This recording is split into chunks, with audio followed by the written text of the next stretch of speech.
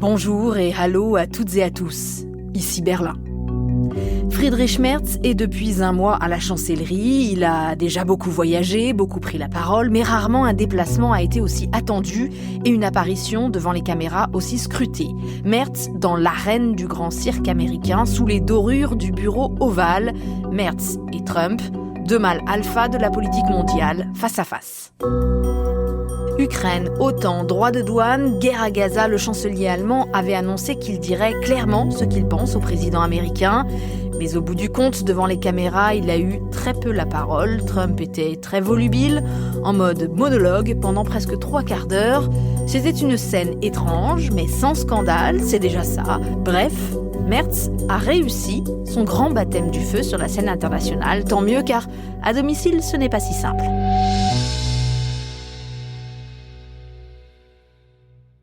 Bienvenue dans ce nouvel épisode du podcast avec un K, et je le disais la dernière fois, Merz veut faire de la politique autrement. Ce n'est pas mon chancelier de cœur, me disait récemment un électeur SPD, mais au moins il secoue les choses. Alors je vous renvoie à l'épisode 11 début mai, où l'on commentait les tout débuts du chancelier sur la scène européenne, après ses déplacements en France et en Pologne. Depuis, on a eu un voyage à Kiev, aux côtés des partenaires européens et britanniques. Et puis là, donc, tout nouveau, tout chaud, ce voyage officiel à Washington. Bonjour Jacob Ross. Bonjour Hélène. Chercheur à la DGAP, la Société allemande de politique internationale, et merci d'être disponible pour commenter l'actualité qui nous vient de Washington quasiment en direct, puisque cette rencontre devant les caméras vient juste de s'achever dans le bureau ovale. Nous enregistrons à 19h ce jeudi 5 juin 2025. Jacob, on attendait cette entrevue depuis des semaines. Qu'est-ce que tu en as pensé ? Ça a toujours quelque chose de très comique, un peu bizarre, un peu médiéval, avec les invités qui prennent place à côté du roi et qui viennent poser leurs cadeaux. Je trouve que Merz, il a trouvé son courage, il l'a trouvé très tardivement, mais il l'a trouvé tout à la fin en répondant à la dernière question d'un journaliste qui lui demandait par rapport à une métaphore que Trump avait utilisée pour décrire la guerre en Ukraine, en faisant référence à deux enfants qui se battent entre eux et que parfois il faut les laisser se battre. C'est dur à entendre. Je pense que c'est dur à entendre aussi pour le chancelier allemand. Mais là, pour le coup, il s'est démarqué. Il a dit qu'il y avait une différence. Il a dit que quand l'Ukraine frappait en Russie, c'était contre des cibles militaires, qu'il n'y avait pas d'enfants russes mortes par des frappes ukrainiennes, alors que sur le côté ukrainien, avec les frappes russes, ça frappait souvent des civils, souvent les enfants. Oui, c'était assez fort et je crois que ça vaut le coup qu'on l'écoute. This had never happened with Ukraine weapons against Russia. Never. Ukraine is only targeting military targets. This is the difference, and that's the reason why we are trying to do more on Russia, how to stop this.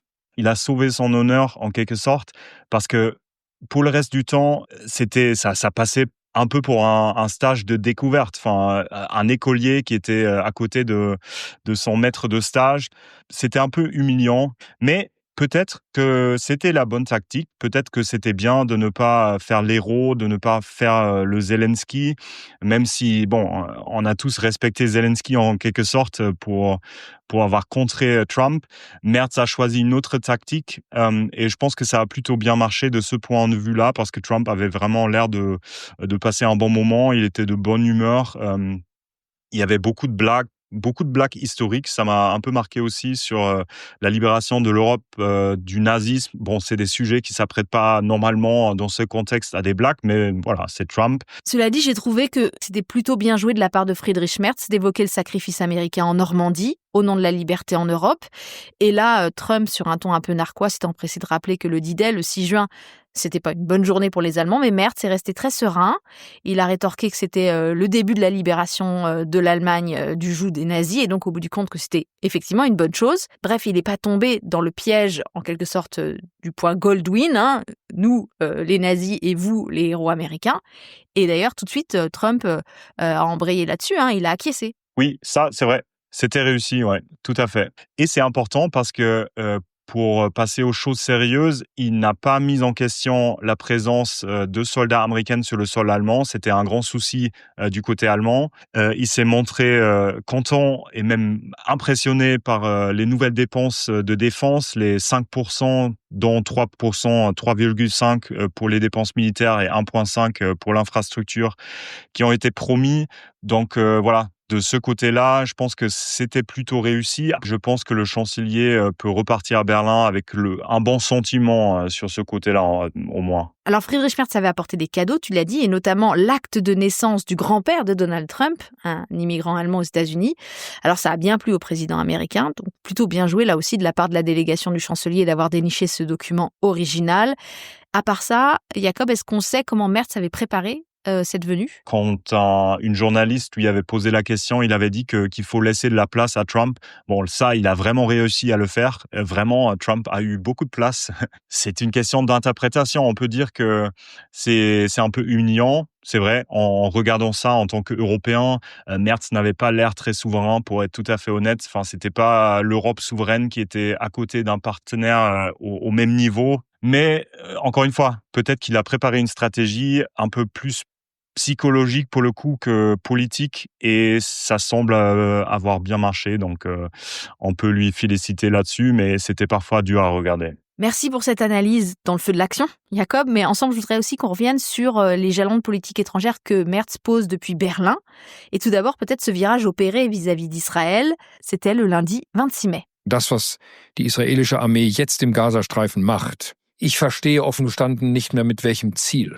Die Zivilbevölkerung derart in Mitleidenschaft zu nehmen, wie das in den letzten Tagen immer mehr der Fall gewesen ist, lässt sich nicht mehr mit einem Kampf gegen den Terrorismus der Hamas begründen. Selon lui, quand certaines limites sont franchies, même un chancelier allemand se doit de dire quelque chose. Il a parlé de tragédie humaine, de catastrophe politique à Gaza. Bref, on a là un chancelier allemand, CDU, qui fait un pas de côté sur le soutien inconditionnel à Israël. Et ça, on ne l'avait pas vu venir. Et un chancelier allemand qui n'a pas hésité, et ce pour la première fois, de parler de conséquences si la ligne israélienne ne changeait pas, et qui du coup se rapproche beaucoup plus de la ligne très critique pour le coup du président français Emmanuel Macron, qui présidera cette fameuse conférence des Nations Unies ensemble avec l'Arabie Saoudite le 18 juin prochain.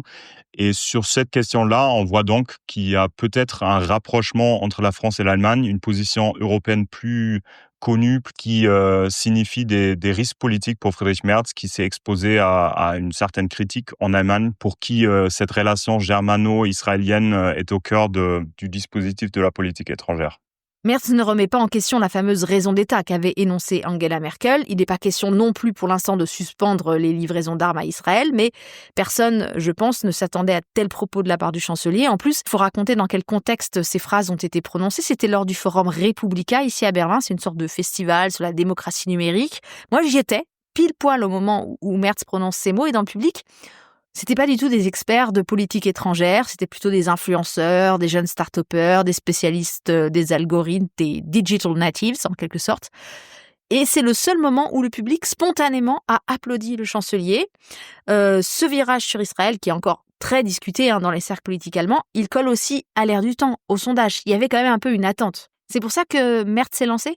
Pour moi, il y a deux explications qui me viennent en tête. C'est que de un, il est souvent décrit comme quelqu'un d'assez spontané, d'impulsif pour un politique de ce niveau-là, et que c'est dans ce contexte peut-être une force, parce que c'est effectivement, on peut gagner un public avec ce genre de réactions spontanées, et qui sont donc peut-être un peu plus authentiques, mais qui comportent certainement aussi des risques. Et la deuxième explication que moi j'ai depuis le début du mandat de Friedrich Merz, c'est que il aime bien plaire, qu'il était très content, par exemple, des commentaires à Bruxelles qui disaient que avec lui, le leadership allemand était de retour, que l'Allemagne en soi était de retour à Bruxelles, et que visiblement, ça lui a beaucoup impressionné. Après son élection au Bundestag en tant que chancelier, il a encore répété cette phrase « Germany is back in Brussels » qui l'a marqué apparemment.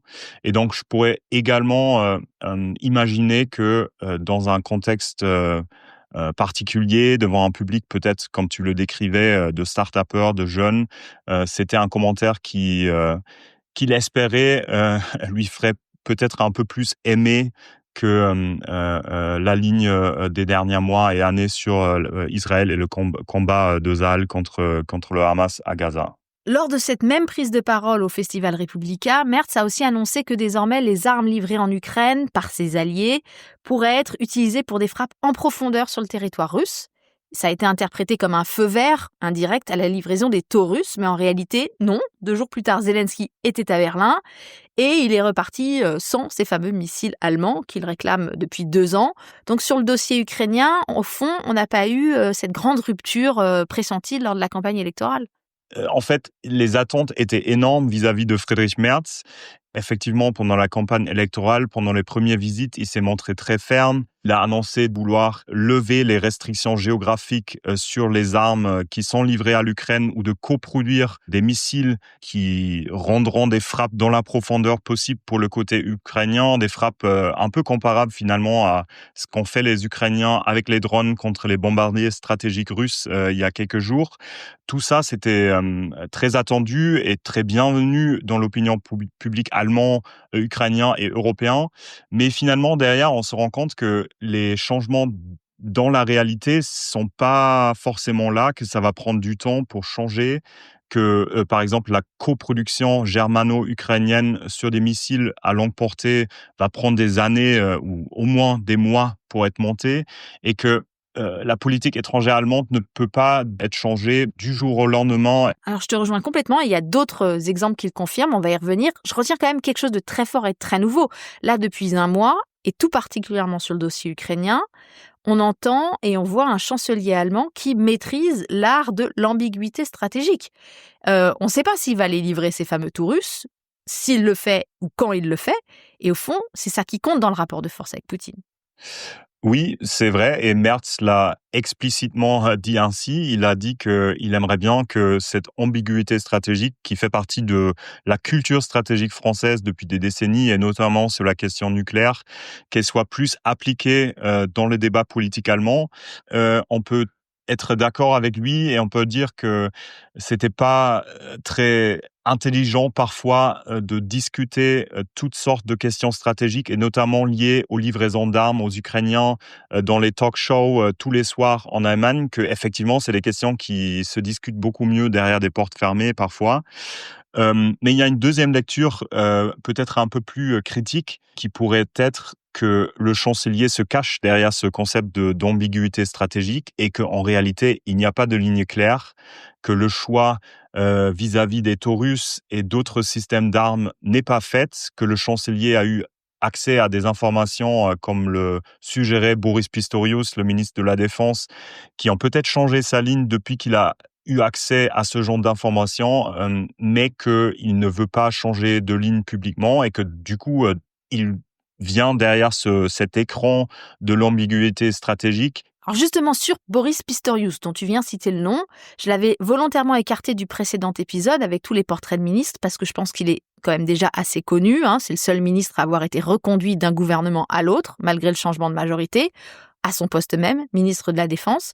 Très populaire, rival de Scholz, un temps pressenti même pour être candidat SPD à sa place, notamment parce qu'il incarnait une ligne plus ferme face à la Russie, plus volontaire dans le soutien aux Ukrainiens, mais maintenant qu'il est sous les ordres d'un chancelier plus déterminé, Pistorius semble vraiment assouplir ses positions, comme si c'était à lui maintenant de porter cette ligne qui est au fond très classique au SPD, surtout ne pas provoquer Moscou.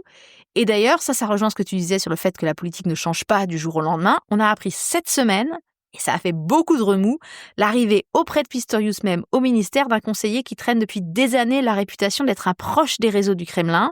Cet homme, c'est Jens Plötner.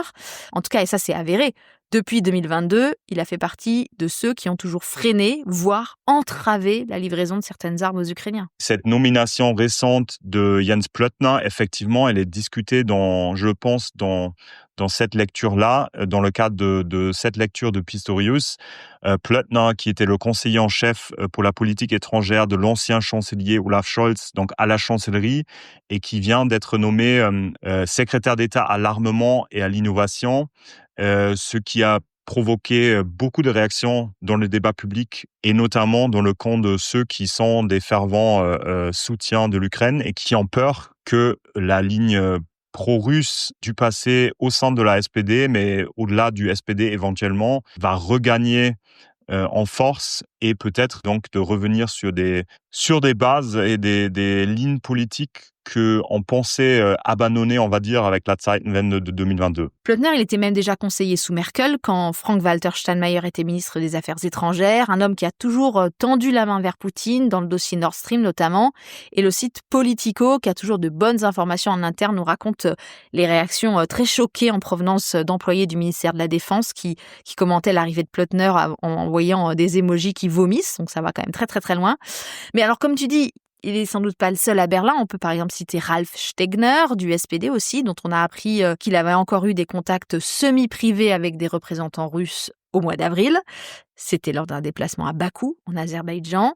Et il pourrait quand même, malgré ça, conserver sa place à la commission parlementaire de contrôle des services de renseignement, où on a accès à des informations confidentielles. Alors que, et ça aussi, deuxième petit scandale de la semaine, on a appris que la CDU en a écarté un certain Roderich Kiesewetter, député populaire, fervent défenseur de l'Ukraine, très pointu sur la défense et la souveraineté européenne, et par le passé, il n'avait pas hésité, s'il le fallait, à critiquer les choix de Merz.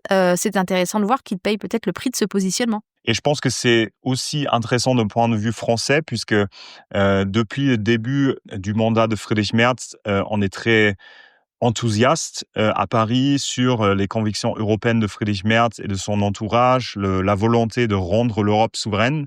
Mais de mon point de vue, et quand je parle à des fonctionnaires, on se rend compte que cet enthousiasme européen est contrasté par une conviction très très profonde transatlantique, pro-américaine, pro-otanienne, qui ne va vraiment pas partir du jour au lendemain, va être avec nous pendant des décennies encore. C'est une question de génération en réalité, que ce soit dans le SPD ou dans la CDU. Et je pense que cet écart, effectivement, cette éviction de Roderich Kiesewetter de la commission parlementaire de contrôle montre que la Zeitenwende telle qu'elle a été prononcée en 2022 n'est pas forcément un processus qui va dans un sens. Bon, là, cela dit, enfin, on prend les choses en main. Le Handelsblatt nous révèle que ça y est, on entre dans le concret avec un document de travail commun, franco-allemand, pour renforcer la coopération européenne. Le journal économique nous présente ça même carrément comme un document anti-Trump, en gros, la réponse de Berlin et Paris à Trump. Est-ce que tu en sais plus sur ce document ? Alors malheureusement, Hélène, je l'ai pas encore lu, je l'ai pas vu. Mais je serais prudent de l'interpréter comme un document anti-Trump déjà. Pour le Handelsblatt, c'est peut-être opportun de le vendre comme ça. Après, c'est vrai que la plupart des points qui sont discutés dans ce fameux papier visent à renforcer la souveraineté européenne et souvent contre le sentiment ou face au sentiment que les Européens, Français, Allemands et autres, sont très dépendants des États-Unis, que ce soit en termes technologiques ou en termes d'industrie d'armement. On peut quand même s'arrêter sur certains points, selon le Handelsblatt, notamment une agence franco-allemande pour les innovations dans la recherche militaire, et puis aussi le développement d'un cloud européen, et ça c'est même carrément présenté comme une priorité absolue. Cette idée, je me rappelle, il y a quelques années, il y avait un projet qui s'appelait Gaia X, c'était exactement ça, donc on voulait créer un cloud souverain européen, ça n'a jamais fonctionné. À l'époque, notamment parce que le côté français voulait que ça soit européen, souverain, donc sans les grandes entreprises américaines, alors que le côté allemand voulait inclure des entreprises comme Amazon Cloud Services et avait du coup pas vraiment compris, si je puisse me permettre, l'idée de la souveraineté européenne. Donc, avoir ce qui sort de ce nouveau papier, c'est effectivement la bienvenue, toutes ces initiatives, mais il faut peut-être un peu, là encore, réduire l'enthousiasme et les attentes puisque finalement, c'est des vieilles idées. Et d'ailleurs, ça me rappelle un peu la conférence de presse du 7 mai à Paris de Macron et Merz qui, à cet instant-là, annonçaient en quelque sorte la création d'un conseil de sécurité et de défense franco-allemand. C'était beaucoup discuté dans la presse comme le point principal qui sortait de cette première conférence de presse franco-allemande entre Macron et Merz, comme une nouveauté, une innovation, alors que cette SDFA existe depuis 88, depuis la création d'un protocole supplémentaire au traité d'Élysée, et que donc c'est une sorte de repackaging. Enfin, on nous revend quelque chose qui est finalement assez vieux et qui date de la fin de la guerre froide. Pour finir, Jacob, si on regarde l'agenda des prochaines semaines, en ligne de mire, il y a le sommet de l'OTAN à la fin du mois. Après les annonces spectaculaires sur le budget de la défense, la levée du frein à la dette pour les dépenses militaires, est-ce qu'on a maintenant des indications précises de ce que l'Allemagne compte faire concrètement avec tout cet argent pour renforcer sa défense? Est-ce qu'on a identifié certains projets où vont aller tous ces milliards? On a des pistes, il y a des nouveaux projets de recherche et de construction commune avec la Grande-Bretagne et la France d'ailleurs sur des systèmes de deep strike, donc de frappe à la profondeur de missiles croisières, ce qui a été identifié comme un manque criant dans les forces armées européennes, que ce soit l'armée allemande, la Bundeswehr, ou les forces armées françaises ou même britanniques. Donc ça, c'est une première piste, mais c'est de très long terme, donc ça ne sera pas là demain. Mis à part ça, c'est vrai que il y a beaucoup d'argent, mais on ne sait pas encore très bien pourquoi cet argent va être dépensé. Et c'est pour ça aussi, en vrai, que cette nomination de Jens Ploetner, on y revient rapidement, a été rencontrée avec beaucoup de surprises et parfois de rejet, parce que Ploetner va décider de beaucoup de ces questions en tant que secrétaire d'État au ministère de la Défense. En tout cas, maintenant, on aura l'occasion d'y revenir dans des futurs épisodes. Un Allemand sur 2 approuve l'objectif de 5% du PIB pour la défense et 7% des Allemands pensent même que ce n'est pas suffisant. Cela dit, au-delà des questions purement financières, le pays ne pourra pas s'épargner un autre débat qui s'annonce très compliqué aussi, puisque dans les nouveaux objectifs de l'OTAN, il est prévu que l'Allemagne apporte 10% des effectifs humains à l'Alliance. Ça veut dire qu'il faut trouver 50 à 60 000 soldates supplémentaires dans les prochaines années. Et donc, ça va relancer, par exemple, la discussion sur le service militaire obligatoire. Mais on aura le temps d'en parler. Merci Jacob. Alors, voilà Merz depuis un mois au pouvoir et voilà peut-être les premiers ennuis qui commencent. Dans un instant, je voudrais qu'on revienne en détail sur les contrôles aux frontières et la politique d'expulsion qui pourrait bien devenir le premier ratage de la coalition Merz. Peut-être Merz, une fois de plus, a parlé trop vite. D'ailleurs, c'est un sujet dans le livre de Mariam Lao qui vient de sortir sur Friedrich Merz. C'est pas une biographie, mais une plongée dans la vie et la psychologie du nouveau chancelier avec un sous-titre très proustien, Merz à la recherche du centre perdu. Cette journaliste fait partie du cercle des meilleures connaisseuses de Friedrich Merz. Elle l'a interviewé plusieurs fois avant et après son élection et elle raconte au micro de David Philippot. L'éditorialiste de Die Zeit écrit sur lui depuis le début des années 2000 et à l'époque, quand elle le qualifiait de conservateur, elle recevait un coup de fil mécontent de son entourage. Aujourd'hui, ce n'est plus le cas. Conservateur, c'est devenu synonyme de stabilité, de sécurité. Ce qui n'a pas changé en revanche, c'est son impulsivité.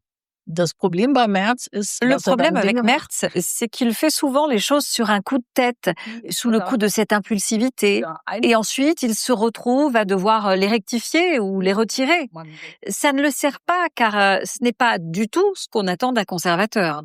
Un bon exemple, c'est après l'attentat d'Aschaffenburg par un réfugié afghan, quand il a poussé l'AfD à voter son texte au Bundestag. Mais ce qui est intéressant chez Merz, c'est qu'il a des qualités complémentaires de celles de Scholz. Olaf Scholz, c'était « j'ai un plan, laissez-moi tranquille ». Et Merz, lui, il dit direct trop tout ce qu'il pense. L'idéal, ce serait un peu un mélange des deux. De façon non chronologique, elle revient dans son livre sur sa traversée du désert et les grands épisodes de sa vie politique, ses rapports aux femmes, à Angela Merkel ou son amour pour l'Europe. Mais le premier chapitre est consacré à l'histoire familiale. Son grand-père, avocat, était au parti Zentrum. Et il est devenu maire et a mené une politique très favorable à la bourgeoisie. Et il a très rapidement pris sa carte au parti nazi. J'ai retrouvé un de ses discours. C'est un hommage enflammé et enthousiaste pour le Führer. Son père, également juriste, était dans la Wehrmacht et il a passé 4 ans dans un camp de prisonniers de la région de Kiev. Si bien qu'il y a une sorte de nuage noir au-dessus de la famille et la propagande russe joue dessus aujourd'hui. Je ne sais pas si vous avez déjà regardé Russia Today. Il s'acharne sur le père dans la Wehrmacht. Mais s'il mettait la main sur ce discours du grand-père, car je vous assure qu'il est vraiment très enthousiaste. Selon Mariam Lau, Friedrich Merz place la menace représentée par Poutine en tête de ses priorités politiques. Elle ne le voit pas, il a 69 ans aujourd'hui, se présenter pour un deuxième mandat. Bonjour Stéphane Zeindorf. Bonjour Hélène. Directeur adjoint du DFI et notre vigie du podcast en zone frontalière. Entre vie privée et vie professionnelle, tu passes très souvent, plusieurs fois par semaine entre la France et l'Allemagne. Comment ça se passe depuis un mois avec les contrôles de police côté allemand, Stéphane? C'est pas trop la galère? Non, pas trop. Là, la frontière franco-allemande, on a déjà pris nos habitudes. On sait à peu près à quelle heure les policiers sont là. Et puis, ils sont gentils. Ça se passe très bien. Il n'y a pas l'excitation des premiers jours et c'est bien moins sévère que pendant la crise de Corona. Donc, on comprend aisément que c'est surtout une mesure politique, on va dire. Ouais, alors ça, c'est sûr que c'est une mesure politique avant tout, mesure phare de la campagne de Merz, mais elle risque de se fracasser sur le mur des réalités juridiques. On l'a vu en début de semaine avec un premier coup de semonce de la part d'un tribunal administratif qui a rappelé que Berlin ne peut pas comme ça procéder à des expulsions de demandeurs d'asile depuis la frontière. Il fallait d'abord déterminer quel pays de l'Union européenne est responsable de la procédure d'asile afin d'y renvoyer les personnes concernées. On est vraiment sur un débat quand même assez pointu de spécialistes du droit. Il va y avoir des recours en plus. Au final, peut-être que le gouvernement Merz pourra continuer bel et bien à procéder comme il le fait actuellement, mais en attendant, le signal qui est envoyé, c'est que c'est pas certain à 100% que ce qui se passe aux frontières actuellement, ça soit vraiment légal. Effectivement, discussion, débat très difficile et le gouvernement apprend à ses dépenses que gouverner, c'est plus compliqué de faire campagne électorale. La réalité s'impose et évidemment, le droit s'applique. La ministre de la Justice, elle a tout de suite fait une mise au point où elle a dit, évidemment, on respecte les juges, on respecte le droit, on va appliquer cette ordonnance du tribunal administratif de Berlin et on attendra s'il y a une décision sur le fond. Sauf qu'entre-temps, la ligne que défend Merz, c'est de dire on va continuer comme si de rien n'était. On va continuer à procéder à des expulsions, a-t-il dit il y a quelques jours. Un chancelier allemand qui s'assoit sur le droit pour imposer sa politique, ça pose quand même un peu un problème, non? Alors Merz, il avait bien choisi l'endroit où il a parlé, devant l'Assemblée des communes et des villes de l'Allemagne. Donc c'est ceux qui doivent ensuite accueillir les réfugiés, trouver des places pour les loger, trouver moyens pour les intégrer et tout ça. Et c'est eux qui disent qu'ils sont débordés, au fait qu'il leur manque de moyens, qu'il leur manque d'infrastructures. Et là, il avait une phrase aussi très révélateur qu'on va continuer à renvoyer des gens. Ben oui, mais on peut renvoyer des gens, sauf pas n'importe qui et tout le monde. Et il a aussi dit les marges de manœuvre se rétrécissent. Donc ça, c'est très politique, encore une fois, et ça démontre, je pense, au fond, leur stratégie, en attendant que ça se clarifie juridiquement devant les tribunaux. On s'est donné cette image qu'on est beaucoup plus ferme sur les questions d'immigration, et c'est pas qu'une image, puisque les contrôles, ils sont là. Ensuite, on verra si on trouve l'énergie pour changer, effectivement, le droit européen sur ce sujet. Enfin, pour l'instant, il n'en est pas question. Alexander Dobrindt, le ministre de l'Intérieur, est droit dans ses bottes. Il persiste à dire qu'il agit en conformité avec le droit européen. Il y a une dizaine d'années déjà, il avait sorti la même ritournelle quand il avait essayé, en tant que ministre des Transports, de mettre en place un péage pour les véhicules européens sur les autoroutes allemandes. Et puis, au bout du compte, l'Allemagne avait été sanctionnée par l'Union européenne. Et là, il recommence. À sa défense, on pourrait dire qu'il fait de la politique et pas du droit. En l'occurrence, c'était très évident avec le péage, la Ausländermaut, comme il l'appelait lui-même, ce terme discriminatoire, que tout le monde allait payer le péage en Allemagne, mais que les Allemands allaient être remboursés via l'impôt sur les voitures. Et tout le monde lui a dit, mais c'est une discrimination contre les autres Européens et que ça va pas tenir. Et puis ça n'a pas tenu. Et évidemment, c'est là où un politique habile, il dit c'est la faute à Bruxelles, c'est la faute aux juges. Donc là, c'est un peu plus compliqué puisque c'est le droit d'asile, il peut effectivement avancer que le règlement de Dublin, il marche pas très bien puisqu'il n'est pas correctement appliqué par les autres non plus. Est-ce que c'est pour autant une raison que l'Allemagne aussi ne l'applique plus? Là est toute la question. L'Allemagne a quand même une autre responsabilité en Europe pour l'ensemble de cette Union européenne qui est basée sur la force du droit, sur l'état des droits. On peut pas dire, moi je dérange sur ci, moi je dérange sur ça. Et très intéressant, en France, on a le même débat sur l'extrême droite qui propose depuis longtemps qu'on ignore cette priorité du droit européen, l'extrême gauche aussi, Mélenchon, et puis ça va jusqu'à la droite républicaine qui s'approche de cette idée. C'est évidemment très très dangereux. Ça peut être un début de la fin si la France et l'Allemagne ne respectent plus le droit européen.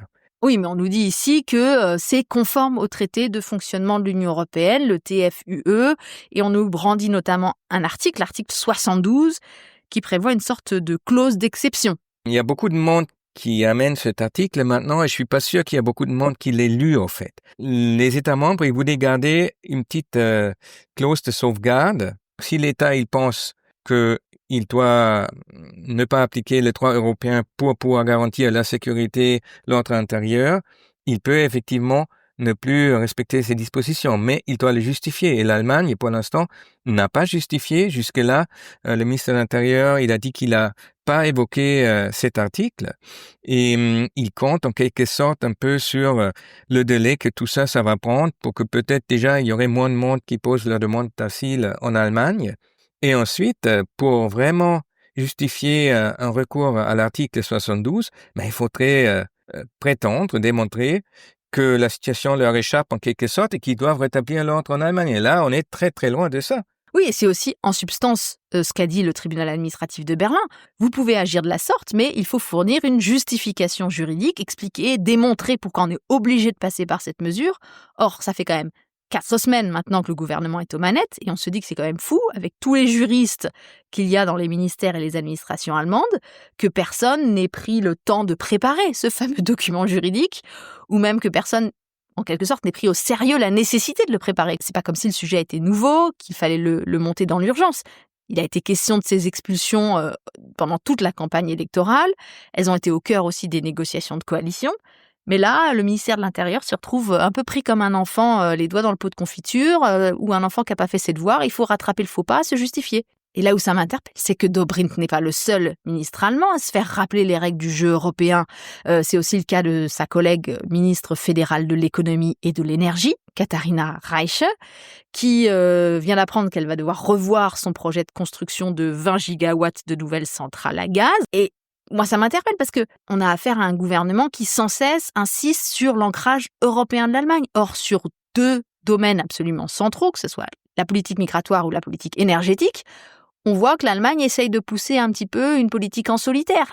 C'est un peu contradictoire. Mais gageons qu'ils vont apprendre vite, très vite, peut-être un peu à leur dépense. Évidemment, c'est une tendance pour chaque gouvernement qu'on pense qu'il nous arrange et puis le reste, on essaye de pas trop subir les fautes de la Commission.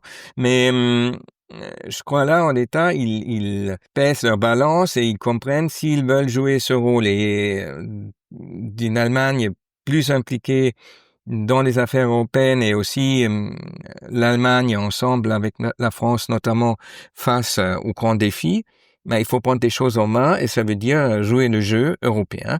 Ça n'empêche pas qu'on puisse essayer de modifier des règles ou qu'on puisse essayer de défendre ses propres intérêts et d'avoir le maximum d'avantages. Mais ça veut aussi dire qu'on respecte notamment les décisions communes et la loi commune. Sur les affaires économiques, tout ce qui est commerce international, c'est l'Europe qui s'en occupe. Tout ce qui est politique industrielle, l'Europe a son mot à dire. Les derniers positionnements que j'entends, ils sont déjà beaucoup plus prudents et ils renvoient la balle pour négocier notamment avec les États-Unis à la Commission à Bruxelles, épaulés par les États membres évidemment, mais ils acceptent qu'il faut être unis pour peser face à Donald Trump. Merci beaucoup Stéphane Seidendorf du DFI pour ces analyses et bon courage pour tes prochains passages de frontières. Merci à vous toutes et tous pour vos écoutes. Nous avons doublé l'audience pendant la campagne électorale cet hiver et l'intérêt ne retombe pas. C'est une bonne nouvelle. Alors le podcast avec un K revient très vite. On approche de l'épisode 100. Je m'appelle Hélène Cole avec un K et je vous dis à bientôt. Peace, bye.